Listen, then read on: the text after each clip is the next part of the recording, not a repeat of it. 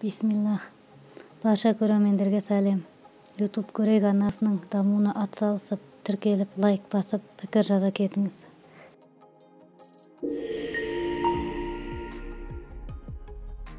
Христиан діні. Бұл дінді 2 миллиард адам ұстанады.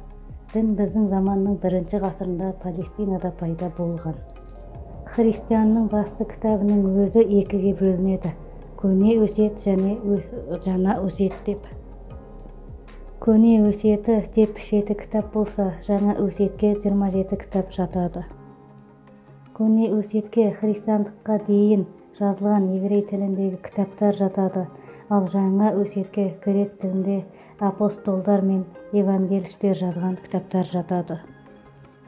Христиан дінінде 3 құдайшылық бар. Бұл діннің өзі бірнеше ағымға бөлініп кетеді. Олардың ең ірілері 3: православие, католизм, протестант. 1054 жылғы ішкі дау-дамай нәтижесінде осы православие мен католик ағымы пайда болды. Православиенің айырмашылығы Құдай ұлы Исамен қоса оның анасы Мариямды да дәріптейді. Крест белгісі үлкен мәнге ие, оның иерей кресті деп атауы бар. Христианның екінші ағымы католиктік. Олардың сенімде әке Құдай ұлымен қоса қасиетті рухты да өзінен таратты. Католик шіркеуінің басшысы Рим папасы. Ол апостол Петрдің мұрагері және Исаның жер бетіндегі өкілі болады. Католиктің православиенің айырмашылығы монахтары шенге бөлінеді. Христиандықтың 3-ші ағымы протестант. Протестант сөзі қарсы шығушы деген мағынада. 16 ғасырда Мартин Лютер Рим католик шіркеуінің дінді өз қалауынша бұрмалауына қарсы шығады. Нәтижесі жеке тағы бір ағым қалыптасты. Протестанттың 2 ағымнан айырмашылығы Рим папасының басқа құлшылық қылушылармен құқы бірдей, ол мүлде қателеспейді дегенге сенбейді. Шіркеуге сурет мүсінін қоймайды, айқыш қоймайды, шоқынбайды. Жәннат тозақ арасындағы уақытша мекенді мойындамайды және жазаны мойындамайды.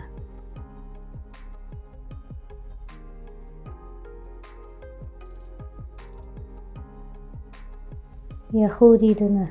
Біздің заманымыздан бұрын 2-1 мыңжылдықта еврей тайпалар арасында пайда болған дін.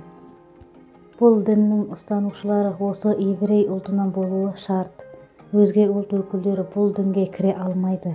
Еврейлер өздерін Құдай таңдаған ұлт деп санайды. Яхуди дінінің 2 кітабы бар, Танах және Талмуд. Танахтың өзі 39 кітаптан тұрса, алғашқы бөлімі деп саналатын Таурат 5 кітаптан тұрады.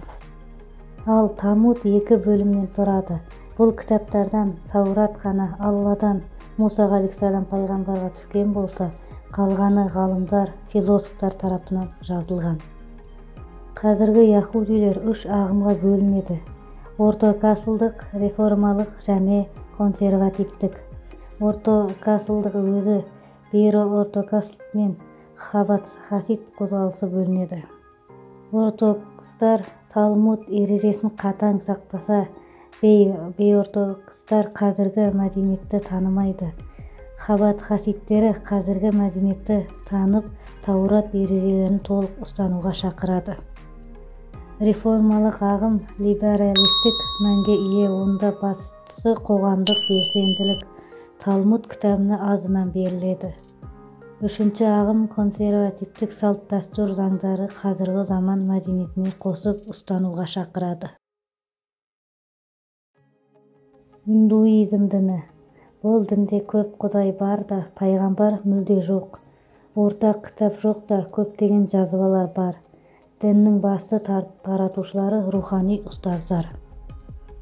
Бұл дінде барлық құдайды бір түрге біріктіру, бір атпен атау мүмкін емес. 33 құдайдың 11-і көкте, 11-і жерде болса, қалғаны 11-і ауада делінеді. Индуизмде еркек құдай Шиваға және Вишнуге көп табынғаны себепті шиваиттер мен вишнуиттер болып 2-ге бөлінеді. Шива құдайдың әйелі Шакти болса, Вишнудың әйелі Лакшми. Ислам діні. Дін 610 жылдары пайда болды. Ислам діні бір құдайшылыққа негізделген. Құдай Алла, Алладан түскен жалғыз ақиқат кітап Құран. Пайғамбары Алланың елшісі Мұхаммед, оған Алланың игілігі мен сәлемі болсын. Жоғарыдағы аталып кеткен діндерден ислам, яһуди және христиан дініндегі Таурат пен Інжіл кітаптарын мойындайды және бұл екі дін иелерін кітап иелері деп атайды. Исламның кітабы Құранда 25 пайғамбар баяндалады және оның ішінде яһудилер Моисей дейтін Муса алейхиссалам пайғамбар мен христиандар Құдай ұлы деп атап кеткен Иса пайғамбар да бар. Бұл пайғамбарлар тек тарих, қисса ретінде баяндалады. Ал дін негізі пайғамбар Мұхаммед саллаллаху алейхи уассаламға еруге және оның Алладан әкелген дініне сенуге, иман келтіруге шақырады. Құраннан бөлек діннің негізі болып саналатын пайғамбар саллаллаху алейхи уассалам істеді, айтты, мақұлдады деген хадистер жинағы деген атпен кітаптар бар. Олардың ең үлкен алтауы мыналар: Сахих Бухари, Сахих Муслим, Имам Абу Дауудтың кітабы, Имам Термизидің кітабы, Имам Насай және Имам Ибн Мажа. Ислам дінінде әртүрлі ағымдар болатынын пайғамбарымыз саллаллаху алейхи вассалам айтып кеткен.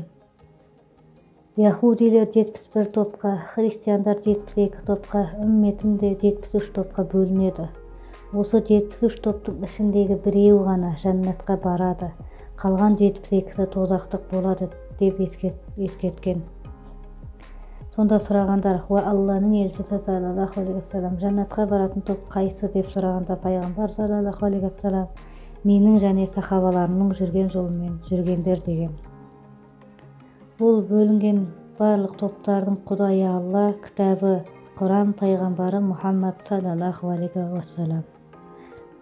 YouTube көрейік арнасының дамуына қолдау көрсетіп, тіркеліп, подписать етіп, достарыңызға, топтарға таратып тұрыңыздар.